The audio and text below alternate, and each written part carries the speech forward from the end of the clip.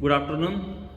In the last, we were dealing with the part of the communication, the remaining part that now we have to conclude.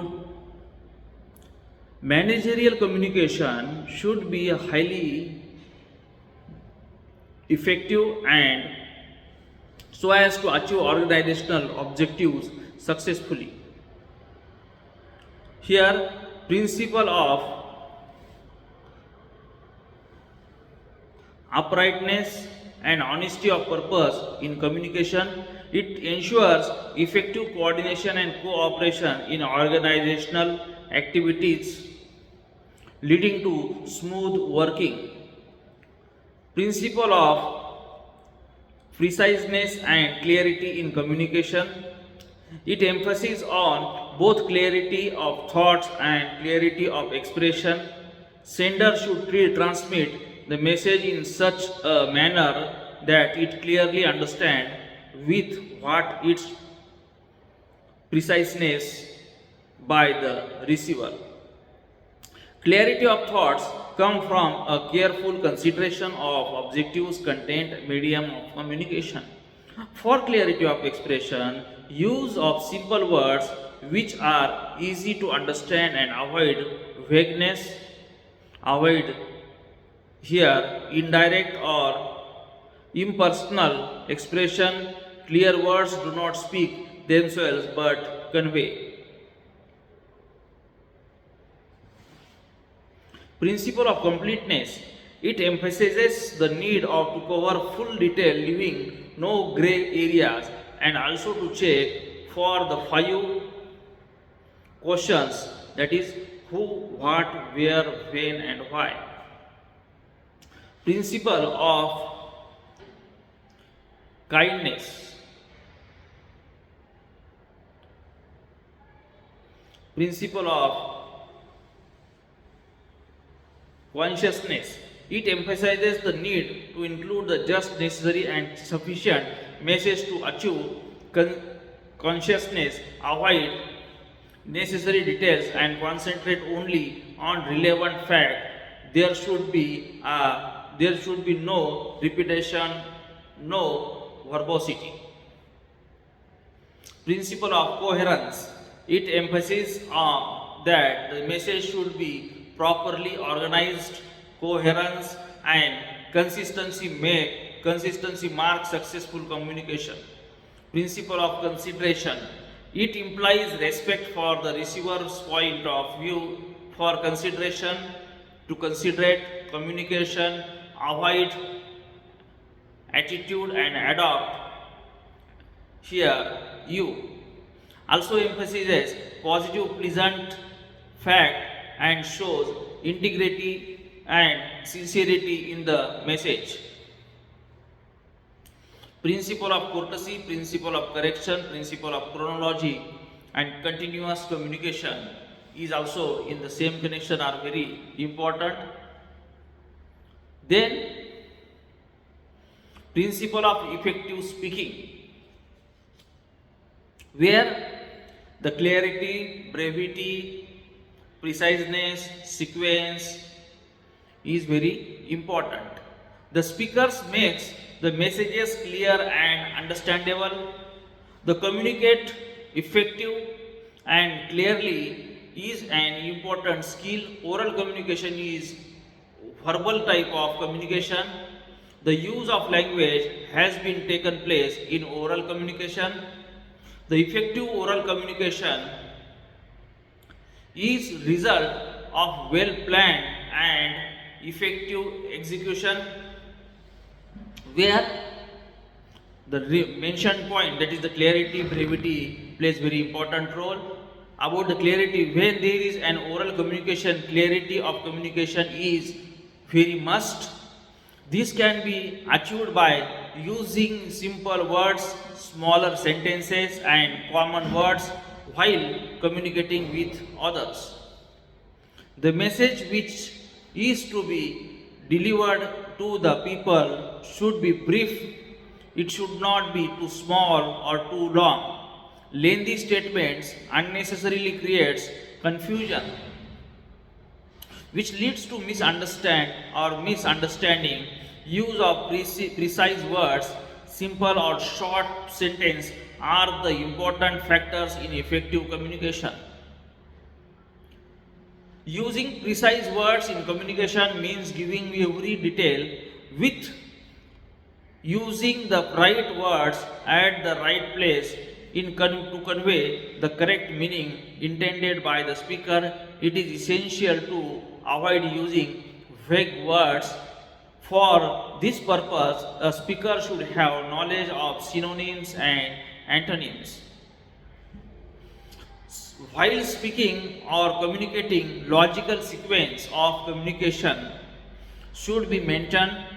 There should be consistency or continuity. The most important thing is to convey the meaning of the message rather than useful superficial words. Using unnecessary words does not mean greater clarity. Verbosity in oral communication is a great danger. Preposition, try to avoid use of unnecessary preposition. Adjectives and adverbs should be used wherever necessary. Here the phrase which is used often and has no meaning and effective communication avoid cliches. A cliche is generally used to express indirectly a simple idea, while is suddenly strikes the speaker. The preparation of speech by speaker many times required to be here required, and if the speaker used sense of present in the speech, audience like to remain interested in current knowledge. The sense of past may cut off audience from their concentration. Speaker needs to use you attitude in this speech that keeps audience enthusiastic because they feel their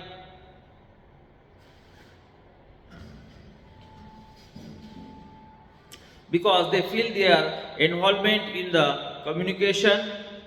Audience do not remain interested longer if the speaker speaks about himself with I, that is speaking about self, me. The oral communication became effective if it remains free from physical, mechanical, and psychological barriers.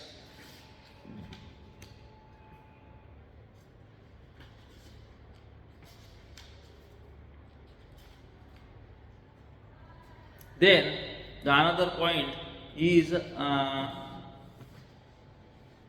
LSRW, listening, speaking,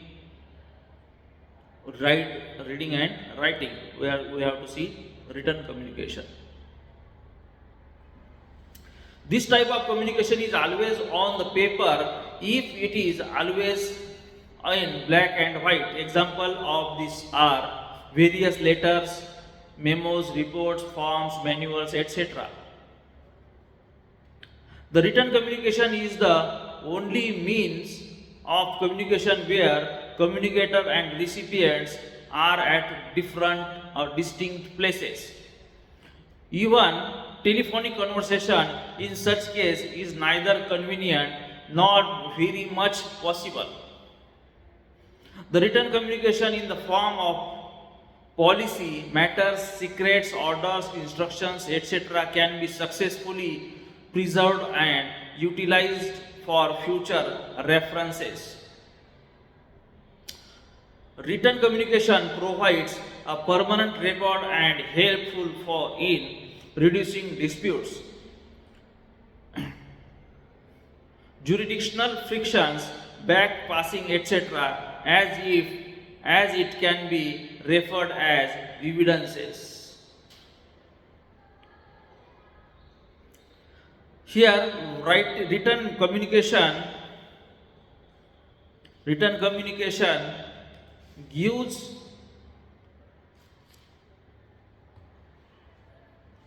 gives us the very important documents. Written communication provides permanent record and helpful in reducing disputes. In written communication, there is a lack of immediate feedback. There is absence of face-to-face communication. In written communication between the sender and the receiver, due to this, there is an absence of immediate feedback. It is a time consuming. There is a wasting of lot of time in written communication. Then it is inflexible. Changes cannot be easily accommodated in written communication. Thus, it is very inflexible. Written communication can't attract the proper attention of reader, receiver, and the receivers is least interested in reading or the long written messages and understanding its message or its meaning. Then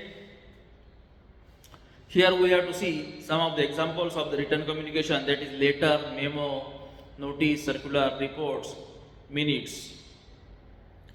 Letters are most widely used for the written communication. They are used mostly for external communication.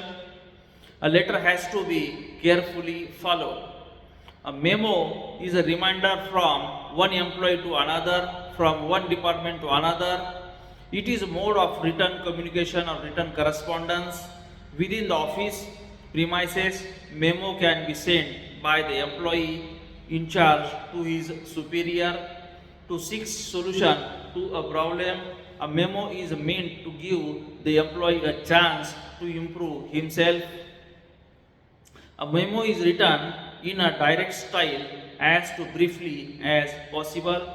A memo is a notice of warning to the employee by the management when the employee is irregular, unpunctual, and neglects his duty. Notice. A notice is used when the many people in the organization have to give the same information. It is the most common method of mass communication. Within an organization, a notice should be short, its language should be simple, and the type should be large and well spaced for easy reading. A circular is detailed document giving information, instruction, and order on a specific matter. A circular has number and date for reference. It is signed by the authorized signatory and issuing office. Circular are generally issued by the government departments and other officials bodies like council, universities, and head offices of the organizations. Reports are considered as the backbone of any communication system. It can be described as statement prepared to present fact relating to planning, coordinating, performance, and general state of business. In an organization, a report can be defined as a communication from someone who has some information to someone who wants to use this information. It is a formal communication written within a specific purpose. This includes a description of procedures followed for collection and examination of data, their significance, the conclusion draws, and recommendations. Basically, reports are summarizes of information. Minutes. Minutes can be defined as a written record of the business resolution, passed, and decision taken at the meeting of a company, of a corporate body. Minutes are concise, accurate, factual, and official record of the proceeding of a meeting. Minutes are a fair, correct, and specific summary of the proceedings of the meetings in the form of resolution and decisions. Minutes Here are the legal evidence of the proceedings conducted in a minute. Minutes are prepared by the secretary on the basis of the notes taken from or taken down by him during the course of the meeting. This is the short information. Then after we have to move toward the function of communication, and after the function of the communication we have another points, that is the process of sending messages in the communication, public speaking, then how to improve the listening errors, effective listeners, such points are remained in the same connection. Then the understanding reading skills, and after the reading skills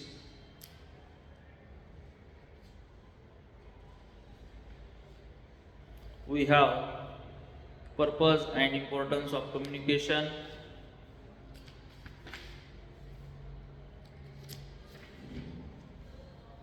such points are remained. Purpose of effective listening, responding, such points are here we have to deal in the connection of the. Then after the another unit is there, that is type of communication and barriers in the communication.